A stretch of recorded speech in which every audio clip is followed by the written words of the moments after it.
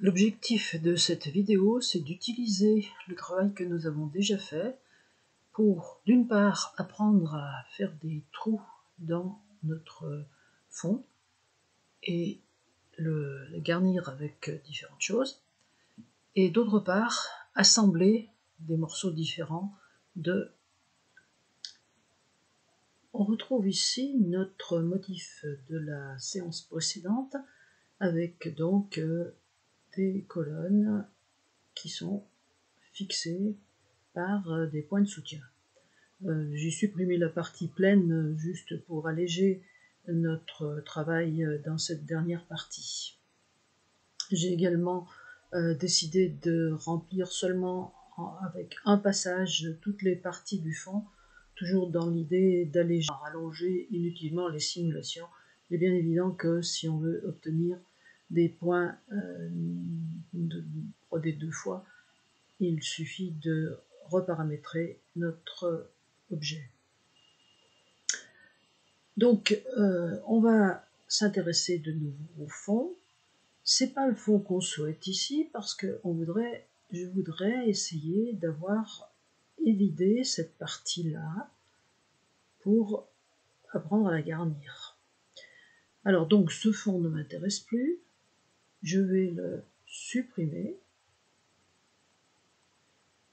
Et je vais de nouveau m'intéresser au fond que j'ai au départ et que j'ai conseillé de garder soigneusement parce que justement ici, ce qu'on veut faire, on ne peut pas le faire si on a supprimé cet objet. Alors je vais lui adjoindre un rond, un disque que j'ai préparé la dimension pour être entouré par ces colonnes.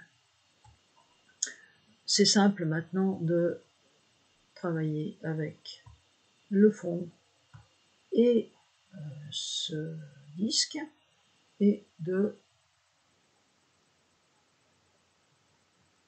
retrouver dans le chemin la différence. J'obtiens bien ce que je veux, c'est-à-dire j'ai le fond évidé ici et entouré des colonnes que j'ai. Alors je vais recommencer mon petit travail de paramétrage. Donc je vais appeler les paramètres et je dois tout recommencer. Donc on avait choisi de travailler avec ici 60.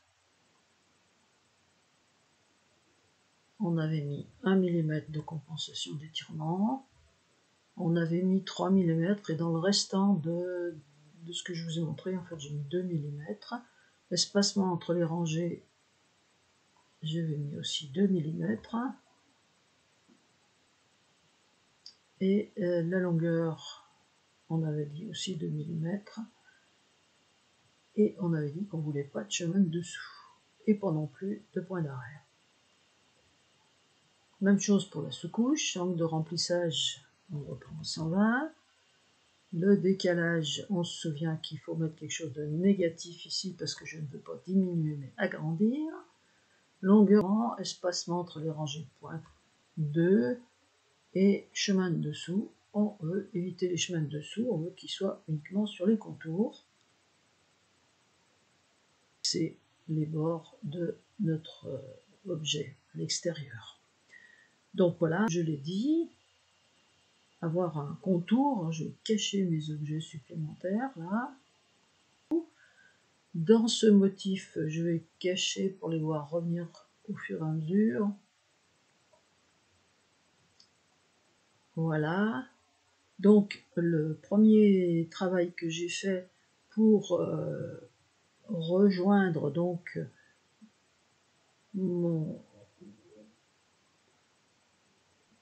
pour rejoindre les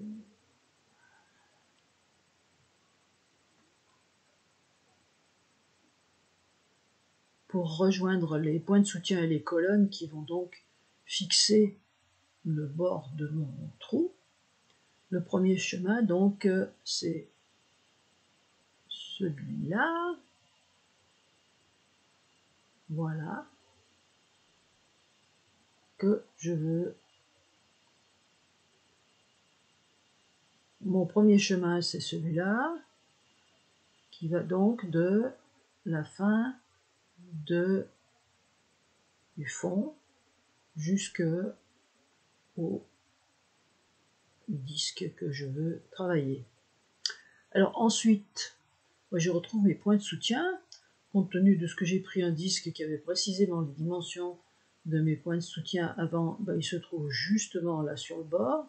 Alors, ça va être sur le bord, mais je rappelle que j'ai mis de la compensation d'étirement, plus exactement j'ai mis des valeurs pour élargir, c'est pas du tout de la compensation d'étirement en fait ici. Et donc mes points vont bien se border à l'intérieur de notre motif. Je retrouve ceux qui sont là à titre décoratif pour avoir la même chose que ce que j'avais tout à l'heure. Alors, voilà donc nos points de soutien. Je n'ai plus qu'à maintenant rappeler mes colonnes. J'ai pas de travail nouveau à faire par rapport à précédemment. Mes colonnes, elles repassent par-dessus les points de soutien.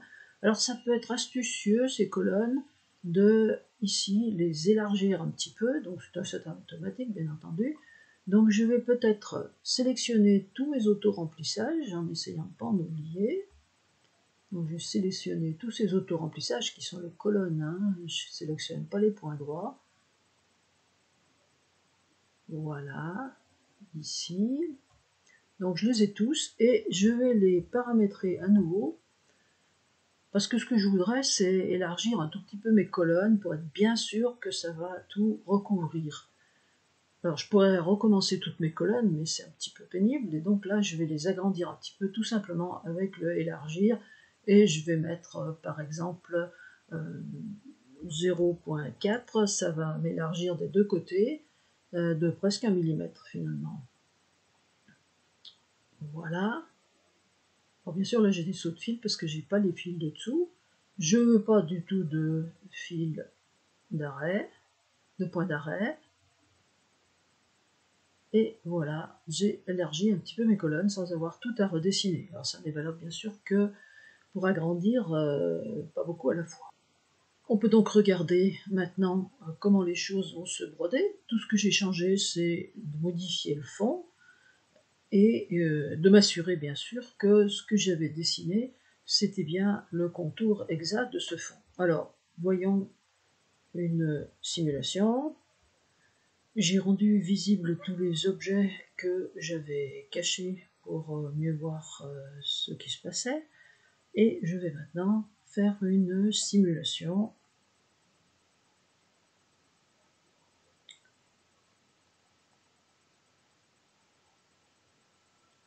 Donc bien le fond qui est brodé correctement.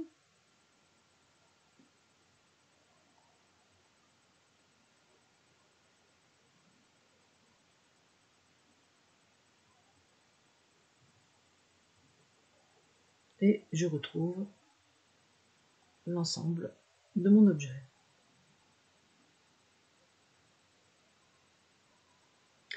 Alors je remarque ici que sur cet objet, il y aurait des petites corrections à refaire, à savoir que le fond est un tout petit peu trop grand et j'aurai certainement des petites choses qui ne seront pas très nettes ici et ici. Et ici, il faudrait peut-être que je diminue un tout petit peu le fond. Par exemple, en diminuant un tout petit peu la partie élargir, en la mettant à 0,5 au lieu de 1 mm. Alors maintenant qu'on a réussi à faire des trous, on va s'employer à faire du raccommodage, si possible de décorer nos trous et d'assembler des parties distinctes. Alors j'ai déjà copié plusieurs fois notre motif dans le but de l'assembler ici, des assembler ici, et je vais voir comment on va procéder pour obtenir à l'intérieur de notre évident un motif de barrette. Quand on veut faire ce genre de travail, ici j'ai déjà plein de choses et je ne veux pas quand je vais dessiner quelque chose que ça se dessine tout en haut dans mon calque 1. Donc je signale qu'il y a un petit truc très pratique. quand vous avez un groupe ici, hein, je le repère avec les deux petites feuilles là, je peux, en cliquant dessus, le transformer en calque. Et si je sélectionne ce calque, eh bien, je vais travailler tranquillement sur ce calque et pouvoir faire tous les dessins que je veux, les copier-coller que je veux, les duplications, etc., sans toucher aux autres objets. Bon, ici, le dessin est déjà fait pour accélérer un petit peu la vidéo. Donc, je vais redémarrer avec ce chemin, pardon, qui nous permet de revenir à notre motif. Et puis, eh ben, je veux intercaler des choses, bien sûr, entre le chemin qui revient vers notre motif et puis tout ce que j'ai fait pour garnir mon trou là. Je veux rajouter des choses. Ces choses, je vais être obligée de créer tout un tas de chemins. Il faut qu'elles soient dessous ce chemin en zigzag, en point satin, qui va venir cacher tout ce que j'ai besoin de camoufler pour faire toutes ces petites barrettes en dessous. Alors allons-y. Qu'est-ce que je vais faire en premier? Je vais faire un chemin qui va être du point droit, qui repart bien sûr ici, qui va continuer, et puis je me suis débrouillée pour faire, j'ai décidé d'en faire 5. C'est pas tellement, j'aurais pu en faire plus, mais ça suffit pour notre bonheur ici. Donc j'ai fait un fil, toujours la même chose, il faut que mes points ils viennent sur la partie, ils viennent s'accrocher là sur le fond. Ensuite, ces points droits, je veux les recouvrir. Donc, je vais venir faire du zigzag. Alors, regardons un petit peu plus ce chemin en détail. Je suis passé ici, ici, ici, ici. Je suis revenu là, ici et ici. Et je termine ici. Alors ce chemin, il faut le paramétrer à l'expérience. Si on ne fait qu'un seul passage, ça fait des barrettes qui bougent, qui sont pas jolies, qui sont trop maigres. Par conséquent, on va le paramétrer plusieurs fois. Alors le paramétrer 2 fois, ça sera ennuyeux parce que je reviendrai à mon point de départ. C'est pas ce que je veux, parce que je veux arriver là. Donc je vais tout simplement le paramétrer 3 fois. J'appelle les paramètres et je vais le répéter 3 fois. Donc je répète 3 fois de façon à ce que, on va regarder, je revienne bien où je veux arriver, c'est-à-dire là. Voilà. Donc mon chemin est bien paramétré 3 fois, donc ce sera suffisamment épais pour maintenir les barrettes. Et il part d'où je veux pour arriver ici à droite où j'ai décidé que je voulais arriver. Donc voilà. Ensuite, maintenant, qu'est-ce que je vais faire? Eh bien, je n'ai plus qu'à broder mes barrettes de façon à ce que toutes ces parties soient recouvertes là. Alors, je vais en broder une première, donc j'étais à ce point-là, je vais traverser ici, je fais un simple zigzag. On peut les transformer en colonnes si on veut, mais c'est des parties droites, ça marche très bien en faisant seulement du zigzag. Pour une fois qu'on peut en profiter, n'hésitons pas à le faire. Alors, qu'est-ce que je vais faire? Je vais passer au suivant. Qu'est-ce que ça va être? Je vais vouloir aller, par exemple, ici. Donc, je vais faire un petit morceau de point droit pour les rejoindre la prochaine barrette. Je crée ma prochaine barrette, qui donc vient comme ça au centre. Je passe à la suivante. Mais la suivante, j'ai besoin de broder encore tout ça, donc je me débrouille d'une façon ou d'une autre. Donc j'ai fait un morceau de point droit et je reviens en faisant un grand passage ici. L'avantage, c'est que je suis revenu ici en haut, c'était l'objectif, où je vais pouvoir tout simplement reprendre mon motif dont je sais qu'il partait ici pour faire le point de soutien, le point de contour, etc., etc. Alors, on peut regarder ce que ça donne en sélectionnant ce qu'on a ici. J'ai supprimé aussi, j'ai caché plus exactement, j'ai caché ce qui était les points de contour qui viendront après, pour seulement me concentrer là-dessus. Alors, allons-y, regardons notre broderie. J'ai donc pas encore tous mes satins au bord.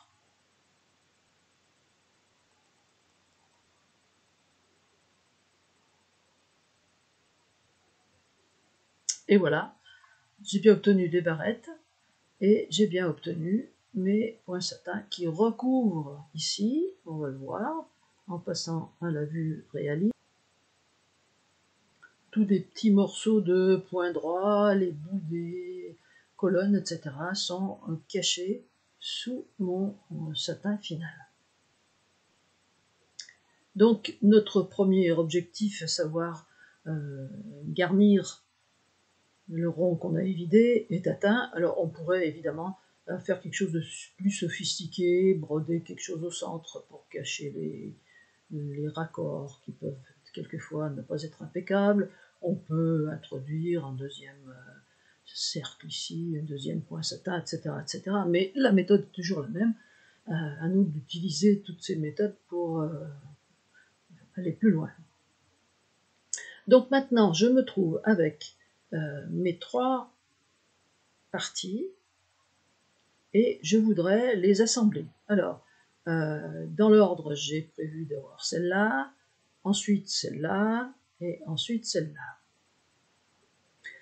Donc, qu'est-ce que je vais faire pour raccorder ces deux parties?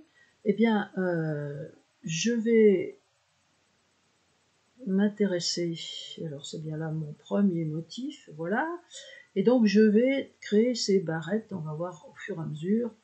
C'est la même chose, j'ai tout déjà dessiné avant pour que ça dure pas trop. Donc qu'est-ce que je vais faire en premier? Eh bien je vais essayer de créer quelque chose qui me raccorde ici d'une partie à l'autre. J'ai donc un chemin qui s'accroche d'un côté, qui traverse, qui s'accroche de l'autre, qui traverse, qui s'accroche de ce côté, qui traverse, qui s'accroche à chaque fois. Je vérifie au passage que à chaque fois j'ai bien fait le nouveau chemin là qui est en vert sombre. Je l'ai bien accroché partout, bien entendu sur le fond, mais même au fil du bord pour être sûr que ça tienne bien, parce que c'est évidemment important. Alors, mon chemin ici, je l'ai créé en partant du bas, et si je regarde bien ce que j'avais fait dans mon motif, j'ai fini par ce petit bout de chemin. Donc il faut que je raccorde de la fin de ce petit bout de chemin au début de ce que j'ai créé ici. Pour ce faire, j'ai tout simplement mis un peu de point droit. Alors on peut évidemment contester la façon d'organiser les choses, vous pouvez trouver des solutions meilleures, mais en tout cas, j'avais créé celui-là comme ça, je vais revenir au point de départ de celui-là, hein, je rappelle qu'il part ici, celui que j'ai fait, donc j'ai créé ce qu'il me fallait dessous pour arriver au début de celui-là. Alors celui-là, c'est un ensemble de fils de soutien, je vais donc le paramétrer en le faisant suffisamment épais. Alors ici, j'ai choisi de le paramétrer en le doublant. Donc j'ai répété 2 fois et puis je vais remettre mes longueurs de points habituelles. Je vais peut-être remettre 2 ici et puis supprimer les points d'arrêt à la fin. J'en ai pas besoin du tout parce que je vais continuer.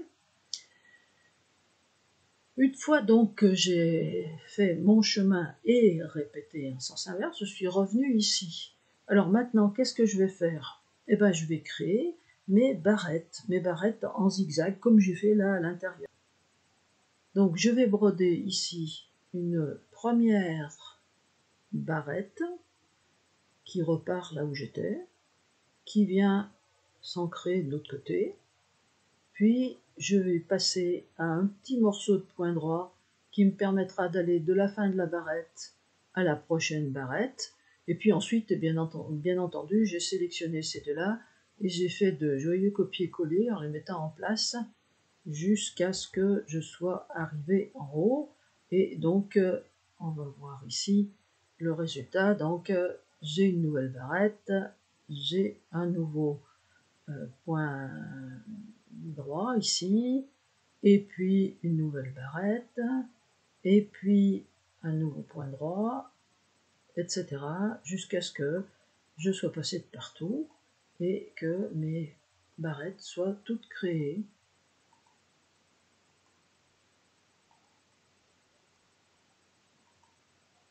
Alors bien entendu, quand on reproduit les barrettes par copier-coller, ou par dupliquer comme on veut, il faut ensuite travailler les sens parce qu'on les a toutes avec le même sens. Et bien entendu, comme vous l'avez pu le voir, il faut alterner. Alors ici, la dernière, je ne vais pas mettre de barrette pour une raison simple, c'est que quand je vais faire quelque chose pour faire la totalité du contour, à ce moment-là, je passerai ici, mais le soutien est tout préparé. Alors je suis là à la dernière barrette. Il faut que ensuite je vois comment continuer. Alors j'ai placé mes barrettes avec l'idée de les intercaler entre ce premier motif et ce deuxième motif, toujours pour éviter le problème des sauts de fil, parce que si après ces barrettes, je viens passer par-dessus celui-là pour broder les suivantes, ça va pas aller. Donc j'ai fait mes barrettes et maintenant je vais chercher à broder toute cette partie-là. Alors pour broder toute cette partie-là, il faut que je me souvienne que en fait mon fond il commence ici. Donc quand je termine cette barrette ici, il faut que je fasse ce petit bout de chemin ici.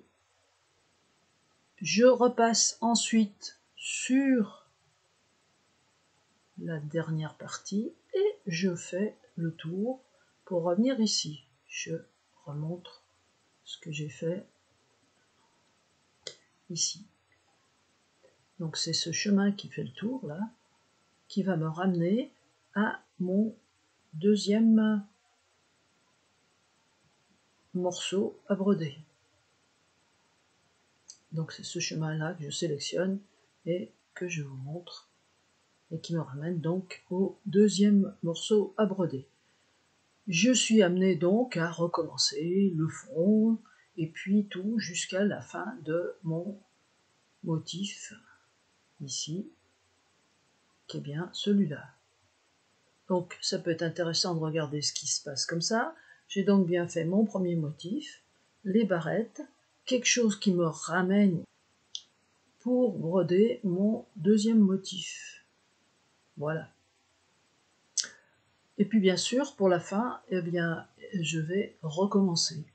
C'est-à-dire que il faut que, une fois que je suis arrivé ici, que j'ai brodé toute cette partie, eh bien, je vais recommencer pour placer ici un fil qui soutient mes futures barrettes, et me retrouver ici. Alors, ces barrettes, je les ai préparées, les voilà.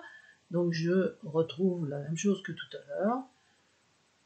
En sortant de mon motif ici, j'ai fait dans ces barrettes là, tout à la fin, j'ai fait un chemin qui me permet de repasser de la fin de mon motif initial au début des barrettes, puis j'ai toutes mes barrettes, les points intermédiaires, les barrettes, les points intermédiaires, etc., jusqu'à la fin de la série, et j'arrive à la fin donc des barrettes, et puis j'ai fait un chemin qui m'amène à ma troisième partie, troisième et dernière partie, pour broder ce motif. À ce stade donc, j'ai fini de broder tout ce qui va être le fond de mon motif, et il faut que j'établisse les contours. Alors j'ai plusieurs sortes de contours à faire. Le contour qui va venir totalement à l'extérieur, et puis bien sûr j'ai des zigzags, des colonnes à faire ici par-dessus ces points que je veux cacher. Alors j'aurais pu les faire tout de suite à la fin quand j'ai fini les barrettes. J'aurais pu, quand j'ai fini la barrette ici, redescendre comme ça, traverser en bas. J'aurais pu prévoir pas faire la dernière barrette, puis remonter, etc. Il se trouve qu'ici, je peux ne pas les faire après chaque série de barrettes, mais les faire tout à la fin. C'est le choix que j'ai fait, mais encore une fois, c'est comme on veut. Alors donc, qu'est-ce que j'ai tracé en premier? Eh bien, j'ai fait en premier ce point zigzag. Je vous rappelle que quand je suis là, je viens de terminer mon motif 3. Mon motif 3 qui se termine par ce petit chemin, et donc il faut que je rejoigne cette partie en zigzag. Alors on pourrait penser dans un premier temps assez évidemment qu'on va broder ce zigzag comme ça serait bien, mais quand je vais remonter de l'autre côté pour broder celui-là, hop, je vais faire comment pour rejoindre ici. Donc en fait, je vais poursuivre mon chemin ici, après celui-là, je vais le poursuivre jusqu'en bas. Donc le voilà, ce chemin. Il arrive donc jusqu'en bas de le futur zigzag. Puis je brode ce zigzag en remontant.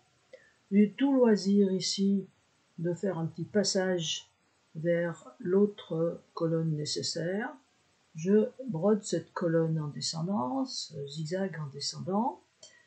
Et puis, arrivé ici, je pense que je vais venir broder une colonne qui se trouve là. Seulement voilà, cette colonne, quand je l'ai préparée, je constate qu'elle est dans le vide ici et que ça ne va pas aller. Donc je vais rajouter entre les deux un petit chemin qui va me permettre d'accrocher cette colonne. Alors ce petit chemin, je l'ai commencé là, je suis allé passer en bas parce que là-dessus il va y avoir mes points satin. Je l'ai accroché ici, je l'ai accroché ici, je suis revenu et je suis revenu au point où je vais démarrer ma colonne. Donc ensuite, je brode cette colonne, puis petit passage et je brode cette colonne-là, avant bien entendu d'attaquer mon grand contour. Alors mon grand contour, il n'est pas très compliqué en fait, c'est une suite de colonnes. J'ai commencé ici puisque j'arrivais en bas, donc j'ai commencé par faire ce morceau, puis celui-là,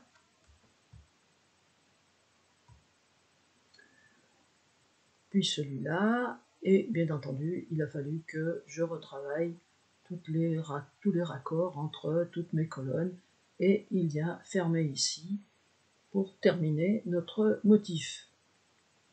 Alors si tout va bien, il ne nous reste plus que le plaisir de constater comment ça se brode.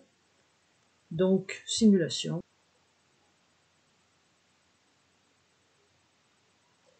Et je vois sortir mon motif. Je brode bien la première partie.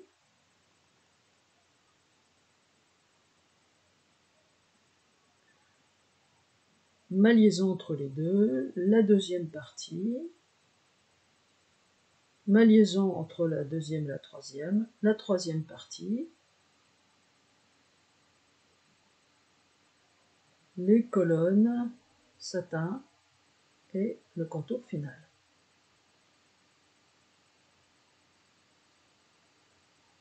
Alors donnons-nous le plaisir de la vue réaliste.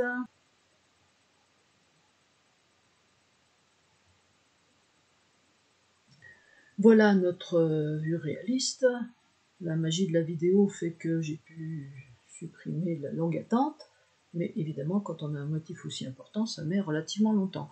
Alors il y a lieu de vérifier ici que nos colonnes vont bien tout recouvrir. Alors, par exemple ici, ces colonnes là, je peux craindre que le bord dépasse un peu, mais en y réfléchissant, si on se souvient bien, on a mis un petit peu d'élargissement là pour recouvrir ces parties-là. Bon, dans la réalité, avant d'en arriver là, il y a besoin de faire un petit peu des ajustements, de travailler tous ces contours pour que ça recouvre parfaitement le travail. Voilà donc notre but est atteint. On a fait un motif avec un fond avec des décorations. On a ensuite appris à faire un trou dans ce fond, à construire des barrettes à mettre à l'intérieur de ce trou, à construire ensuite des barrettes pour relier différentes parties et à terminer notre ouvrage pour pouvoir le broder.